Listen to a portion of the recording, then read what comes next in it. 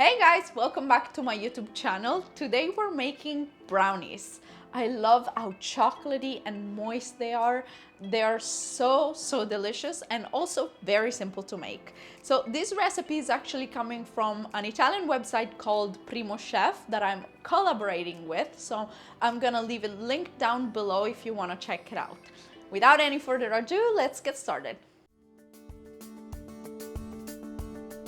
Chop up some dark chocolate in pieces of around the same size each so that they melt in the same amount of time.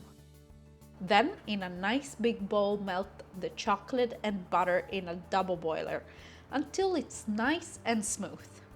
Once this is done, let it cool down. Meanwhile, sift the dry ingredients, which are flour, cocoa powder, baking powder, and salt.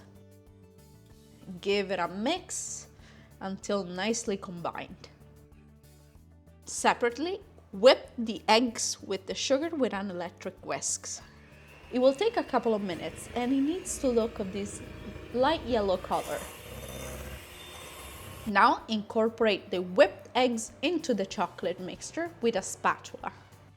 Stir from the bottom to the top gently to prevent that it becomes disassembled. Then add the dry ingredients and gently keep mixing everything together in the same way. Now cover an 8 by 8 inches pan with parchment paper. I like to use this method, so I'm just gonna do a longer one going around, and then I'll use 2 strips of parchment paper to cover these other edges. Now I pour the butter into it. Clean the bowl very well because I don't want to waste any of this precious butter. Level out as much as you possibly can. Now bake the brownies in a preheated oven at 350 Fahrenheit for about 30 minutes, but that could change based on your oven. Well, now it's the hardest part. We gotta let it cool down a little bit. I suggest at least 30 minutes. And then we're ready to enjoy it. Once they're cooled off, you can cut them into squares.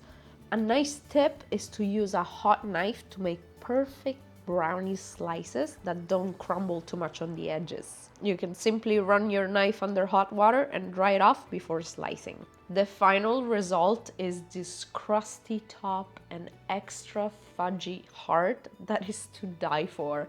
So good. And the cherry on top for me was a little bit of whipped cream on top. Amazing. If you manage to have any leftovers, then you can store them for about 3 to 4 days in an airtight container. Oh my gosh, I love brownies. I love that you can make them in different variations, like you could add nuts like hazelnuts or pistachios.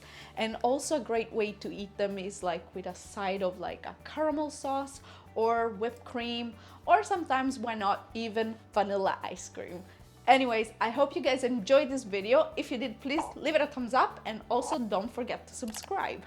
See you next time. Bye bye.